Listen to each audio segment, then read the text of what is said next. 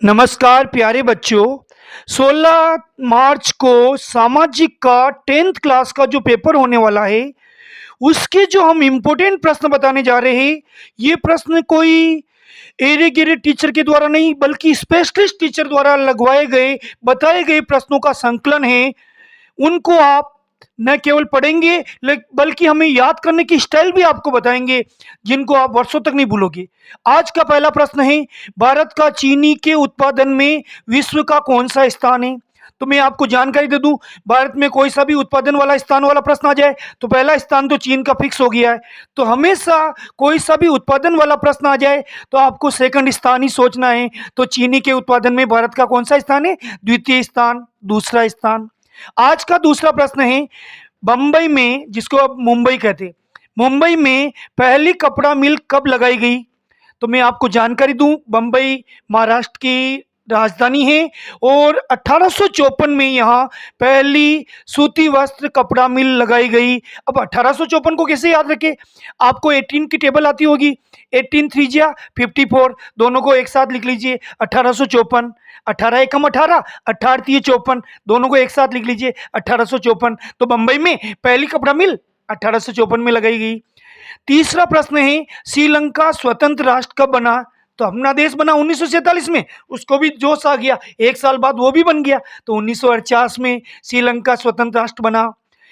चौथा प्रश्न, कौन से देश में एक दलीय व्यवस्था है? इस प्रश्न में एक शब्द आ रहा। अब आपको ऐसा देश सोचना जिसमें एक में दो अक्षर है, उस देश के आंसर में भी दो अक्षर होंगे। तो एक में दो अक्षर है और चीन में भी कितने अक्षर है? दो। तो इसका आंसर हो जाएगा चीन। तो चीन में एक दलीय व्यवस्था होगी। फिर से बोल रहा हूं बेटा, इस प्रश्न में एक शब्द आ रहा, एक शब्द में कितने अक्षर? दो, और चीन में भी कितने अक्षर? दो। तो इसका आंसर हो जाएगा चीन। प्रश्न पांचवा, संचार विषय किस सूची में शामिल है? तो देखिए साहब, संचार का पहला अक्षर स और जो आंसर आ रहा है उसका पहला अक्षर भी स, तो यहाँ नाम राशि मिल रहे। संचार विषय संघ सूची में शामिल है। संचार का पहला अक्षर स और संघ सूची का पहला अक्षर स, तो आंसर आराम से याद होगा। अगला प्रश्न, विश्वव्यापी आर्थिक मंदी की शुरुआत कब हुई? फिर से सुन लीजिए, विश्वव्यापी आर्थिक मंदी की शुरुआत कब हुई? आपको मैं एक संख्या देता हूं 19, क्योंकि 19 उसमें आप 10 बढ़ा दीजिए तो 19 प्लस 10 कितने होते हैं? 29, दोनों को एक साथ लिख लीजिए 1929, यानी विश्वव्यापी आर्थिक मंदी की शुरुआत 1929 में हुई। ये प्रश्न अक्सर पूछा जाता है। अगला प्रश्न सातवां, रियो डी जेनेरो पृथ्वी सम्मेलन कब हुआ? अब इस जेनेरो में सुनिए प्रश्न, रियो डी जेनेरो पृथ्वी सम्मेलन कब हुआ? तो जेनेरो में जय शब्द आ रहा है और जय से महीना बन रहा है जून, तो जेनेरो में जून छुपा हुआ है और सन है 1992।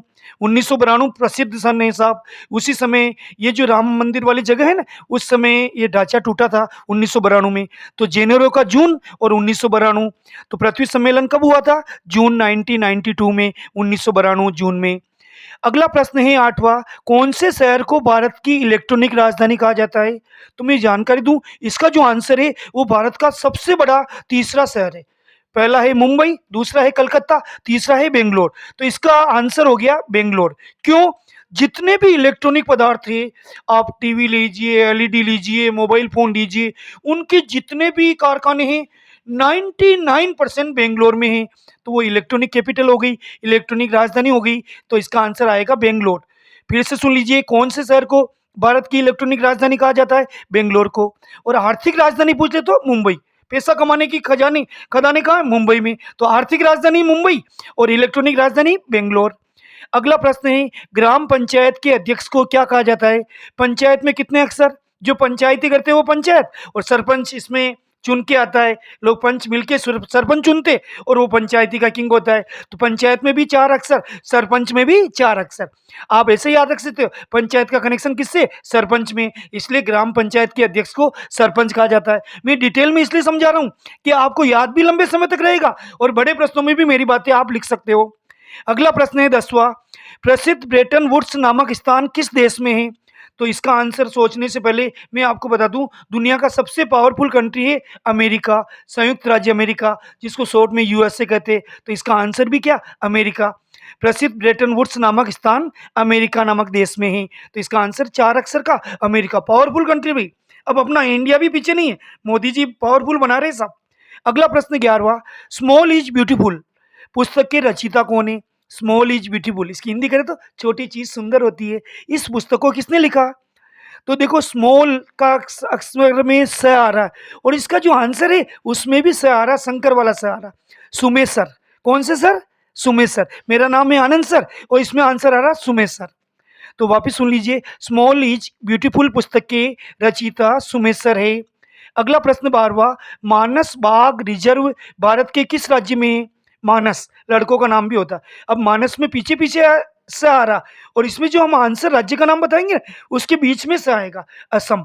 मानस में भी 3 अक्षर, असम में भी 3 अक्षर, फर्क कितना सा, मानस के पीछे से आ रहा, असम के बीच में से आ रहा। तो आपको अभ्यसद वाले, रिक्स्थान वाले, एक एक नंबर वाले प्रश्न याद करने का यही तरीका है, 100% वैज्ञानिक तरीका है। तो इसका आंसर हो जाएगा असम। 13वां प्रश्न है, निम्न में से कौन सा रेशा गोल्डन फाइबर कहलाता है? बताइए, रेशा शब्द आ रहा, रेशे में कितने अक्षर होते? 2, और इसका जो आंसर है उसमें भी 2 अक्षर है, जूट। और आपको कभी झूठ नहीं बोलना चाहिए।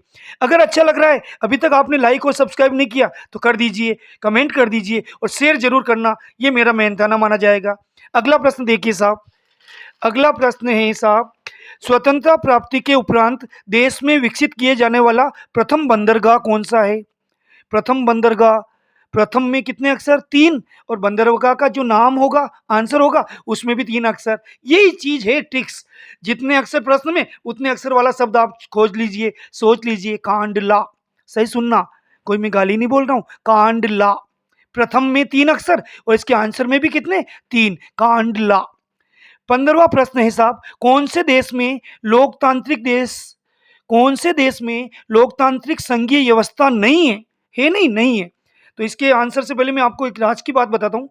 ये इस देश का आंसर है होगा, उसके लिए एक ट्रिक्स है कि 200 सालों तक जिसने भारत पर राज्य किया, तो आप तुरंत समझ रहे हो, अंग्रेजों ने। और अंग्रेजों का देश है इंग्लैंड, जिसको ब्रिटेन भी कहते हैं। तो ब्रिटेन में संघीय व्यवस्था नहीं है। देखिए साहब, भारत पर अंग्रेजों ने 200 सालों तक राज किया, और इसके आंसर में उसी देश का नाम पूछा जा रहा है, तो वो देश है ब्रिटेन या इंग्लैंड। अगला प्रश्न 16वां, स्थानीय सरकारों में महिलाओं के लिए कितने पद आरक्षित किए गए हैं? तो महिला मतलब उनको सरकार आगे बढ़ाने का प्रयास कर रही है, तो जितने भी संसद सदस्य, विधानसभा सदस्य, लोकल चुनाव, कोई सा भी चुनाव हो, 3 में से 1 महिला होना जरूरी है। अब 3 में से 1, इसको हिंदी भाषा में, सामाजिक में क्या कहते हैं? 1/3। यानी 3 जने चुनाव लड़ रहे तो 1 महिला जरूर खड़ी होगी, उसका पति भी उसको नहीं रोक सकता साहब। 1/3 महिला होना आवश्यक है। अगला प्रश्न 17वां, भारत में सबसे बड़ा नियोक्ता कौन सा क्षेत्रक है? सबसे बड़ा नियोक्ता कौन सा क्षेत्रक है? अब बताइए कौन सा, तो स्टार्टिंग होती प्रथम से, तो इसमें प्राथमिक क्षेत्रक होगा। कौन सा, यानी एबीसीडी की शुरुआत ए से, गिनती की शुरुआत 1 से, और क्षेत्र की शुरुआत प्राथमिक क्षेत्रक। तो सबसे बड़ा क्षेत्र प्राथमिक क्षेत्र है।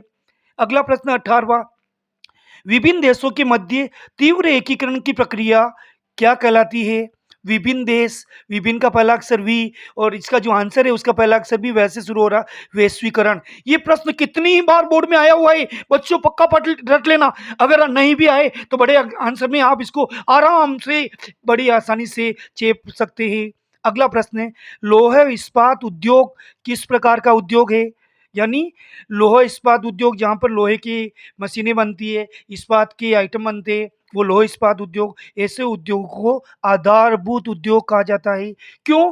क्योंकि आप कोई सा भी उद्योग लगा दो, उसमें जितनी भी मशीनें होगी वो लोहे से बनी होगी या इस्पात से बनी होगी, इसलिए वो नींव की ईंट है, आधारभूत उद्योग। तो इसका आंसर होगा लोह इस्पात उद्योग आधारभूत उद्योग है। अगला प्रश्न 20वां, सीमा सड़क संगठन कब मनाया जाता है? सीमा सड़क संगठन कब मनाया जाता है या कब मनाया गया? तो ये आज़ादी के 13 साल बाद, हमारा देश आज़ाद हुआ 1947, 1947 में, उसमें 13 प्लस कर दीजिए, 13 साल बाद यानी, तो 1960 में सीमा सड़क संगठन बनाया गया। अगला 21वां प्रश्न, 1930 में दलित वर्ग एसोसिएशन की स्थापना किसने की? फिर से सुन लीजिए, 1930 में दलित वर्ग एसोसिएशन की स्थापना किसने की? डॉक्टर भीमराव अंबेडकर, बाबा साहेब। ध्यान रखना, दलित नाम आ जाए, दलित वर्ग नाम आ जाए, तुरंत अंबेडकर साहब हमारे भगवान हैं, हम भी मानते, पूरा देश मानता। इनके अलावा पढ़ाई इतनी, इन्होंने संविधान बनाया, तो इसका आंसर होगा डॉक्टर अंबेडकर। आज का 22वां प्रश्न है, प्रोजेक्ट टाइगर की शुरुआत कब हुई? तो इसका आंसर है 1973। अब इसको याद करने के लिए मैं आपको ट्रिक्स बताता हूँ। ये समझ लीजिए आपके पापा 1973 के बाद में जन्मे, तो आपके ताऊ जी, आपके बड़े पापा, थोड़ी देर के लिए मान लीजिए 3 दिनों के लिए आपके बड़े पापा का जन्म 1973 में होगा। तो वो टाइगर जैसे होंगे, शेर की तरह डरते भी होंगे आप बड़े पापा से। तो उनका जन्म 1973 में हुआ और प्रोजेक्ट टाइगर की शुरुआत भी कब हुई? 1973 में। मानना पड़ेगा भैया, ये सामाजिक है। अगला प्रश्न है, गुड़ व खांडसारी के उत्पादन में विश्व में कौन सा स्थान है भारत का? नहीं, विश्व में सबसे ज्यादा गुड़ कहाँ बनता? भारत में। तभी तो लोग मीठा खाते। बात बात पर दुकान की ओपनिंग हो, घर की ओपनिंग हो, कोई भी को मुंह मीठा कराओ और कुछ नहीं तो गुड़ ही खिला दो। तो गुड़ का या खांडसारी के उत्पादन में विश्व में भारत का प्रथम स्थान है, तो आंसर में भारत। अगला प्रश्न है, श्रीलंका में गृह युद्ध का अंत कब हुआ? गृह युद्ध यानी घर के लोग ही आपस में लड़ेंगे, देश के लोग ही आपस में शांति नहीं बनाए रखते, तो गृह युद्ध हो गया। और उसका अंत कब हुआ? 2009 में। 2009 में। अगर मोदी जी होते ना तो पहले ही अंत हो जाता, लेकिन 2009 में मोदी जी नहीं थे। मोदी जी हमारे आए 2014 में। आज का अंतिम प्रश्न, इस वीडियो का अंतिम प्रश्न, अगर आपको अच्छा लगेगा तो आपको हम तुरंत रेस्पॉन्स दीजिए, शेयर करिए। अगर आप देखोगे, आगे बढ़ोगे, तो हम तुरंत दूसरा वीडियो डालेंगे। 25वां प्रश्न, अंतिम प्रश्न, श्रीलंका में कौन सी भाषा बोली जाती है? देखिए, श्रीलंका में 3 अक्षर और वहाँ जो भाषा बोली जाती है उसमें भी 3 अक्षर। सिंहली भाषा बोली जाती है। सिंह यानी शेर का प्रतीक। और श्रीलंका भारत के नक्शे में नीचे नीचे लटका, लेकिन उसमें नाम 3 है और भाषा के नाम में भी 3 अक्षर है, सिंहली।